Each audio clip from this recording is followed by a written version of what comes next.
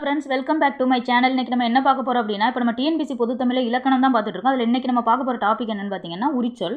இப்போ உரிச்சொல் அப்படின்னா என்ன அப்படின்னு சொல்லிட்டு முதல்ல பார்த்துடலாம் வாங்க. இப்போ பெயர்ச்சொல் மற்றும் வினைச்சொல் இந்த இரண்டிற்கும் வந்து கூடுதல் விளக்கம் தருவதான் வந்து நம்ம உரிச்சொல் அப்படின்னு சொல்கிறோம். அப்போ வந்து இதுக்கு இப்போ எடுத்துக்காட்டு ஒன்று பார்த்துடலாம் வாங்க.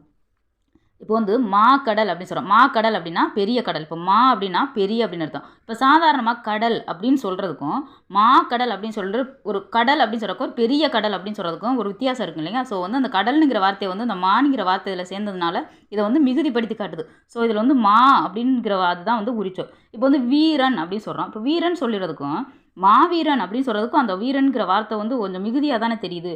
இதை தான் வந்து நம்ம உரிச்சொல் அப்படின்னு சொல்லிட்டு சொல்கிறோம். ஓகே, இந்த உரிச்சொல் என்ன பண்ணும் அப்படின்னா பெயர்ச்சொல் மற்றும் வினைச்சொல் இந்த ரெண்டையும் வந்து சார்ந்து தான் வரும். இது வந்து தனிச்சு வராது அப்படின்னு சொல்லிட்டு சொல்கிறாங்க. உரிச்சொலை வந்து நம்ம அதிகமாக எங்கே பயன்படுத்துகிறோம் அப்படின்னா செய்யுளில் தான் பயன்படுத்துகிறோம். இதனால் வந்து நம்ம உரிச்சொலை வந்து செய்யுளுக்கே உருத்தான சொல் அப்படின்னு சொல்லிட்டு நம்ம சொல்கிறோம். வந்து உரிச்சொல்லோட வகைகள் தான் பார்க்க போகிறோம். உரிச்சொல் வந்து 2 வகைப்படும் அப்படின்னு சொல்கிறாங்க. உரிச்சொல் 2 வகைப்படும். அது வந்து என்னென்ன அப்படின்னு பார்த்தீங்கன்னா ஒரு பொருள் குறித்த பல சொல், பல பொருள் குறித்த ஒரு சொல் அப்படின்னு. இப்போ ஒரு பொருள் குறித்த பல சொல் அப்படின்னா என்ன, வந்து நிறைய பல சொற்கள் இருக்கும். ஆனால் அதுக்கு வந்து ஒரே ஒரு பொருள் தான் இருக்கும். இதை தான் நம்ம வந்து ஒரு பொருள் குறித்த பல சொல்கிறோம். பல பொருள் குறித்த ஒரு சொல் அப்படின்னா ஒரே சொல் வந்து பல பொருட்களை தரும். இதுதான் வந்து ஒரு பொருள் பல பொருள் குறித்த ஒரு சொல் அப்படின்னு சொல்லிட்டு நம்ம சொல்கிறோம். நாங்கள் இப்போ நீங்கள் எக்ஸாம்பிளோட பார்த்தா உங்களுக்கு வந்து புரியும். இப்போ ஒரு பொருள் குறித்த பல சொல்லுக்கான எக்ஸாம்பிள் பாருங்கள்.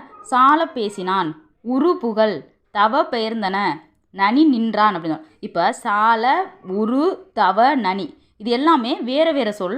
ஆனால் இதுக்கு எல்லாத்துக்குமே வந்து ஒரே பொருள் தான் இருக்குது. இதில் வந்து மிகுதி அப்படிங்கிற ஒரே பொருள் தான் இருக்குது. அதனால் இதை வந்து நம்ம ஒரு பொருள் குறித்த பல சொல் அப்படின்னு சொல்லிட்டு சொல்கிறோம். இந்த பல சொல் இருக்குது.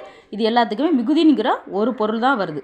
அதனால தான் நம்ம என்ன சொல்கிறோம், ஒரு பொருள் குறித்த பல சொல் அப்படின்னு சொல்லிட்டு சொல்கிறோம். அடுத்து நெக்ஸ்ட்டு பாருங்கள், பல பொருள் குறித்த ஒரு சொல். இதுக்கு வந்து எக்ஸாம்பிள் பாருங்கள். கடிமனை அப்படின்னா காவல் அப்படின்னு, கடிவாள் அப்படின்னா கூர்மை, கடிமிளகு அப்படின்னா கருப்பு, கடிமலர் அப்படின்னா சிறப்பு.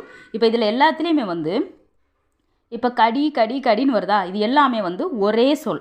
ஆனால் இந்த கடிமனை அப்படிங்கிறதுக்கு காவல், கூர்மை, கருப்பு, சிறப்பு இந்த மாதிரி வந்து இதுக்கு எல்லாத்துக்குமே பல பொருள் வருது. அதனால் வந்து இது வந்து என்ன சொல்கிறோம், பல பொருள் குறித்த ஒரு சொல் அப்படின்னு வரும். அதாவது ஒரே சொல் இருக்குது, ஆனால் இதுக்கு வந்து பல பொருட்கள் வருதா, அதனால் வந்து இதை நம்ம பல பொருள் குறித்த ஒரு சொல் அப்படின்னு சொல்கிறோம். ஓகே ஃப்ரெண்ட்ஸ், என்னோடய வீடியோ சப்ஸ்கிரைப் பண்ணால் பார்க்குற எல்லாரும் சப்ஸ்கிரைப் பண்ணிவிட்டு பெல் ஐக்கான் ஆல்ல போடுங்க. இதுக்கு முன்னாடி நம்ம வீடியோவில் வந்து இலக்கண வகைகள் பற்றியும் அதோட விரிவான விளக்கம் நம்ம போட்டிருக்கோம். அதை நீங்கள் பார்க்காதவங்க போய் நம்ம வீடியோவில் பார்த்துக்கோங்க. ஓகே, நெக்ஸ்ட் வீடியோவில் பார்க்கலாம். ஓகே, பாய்.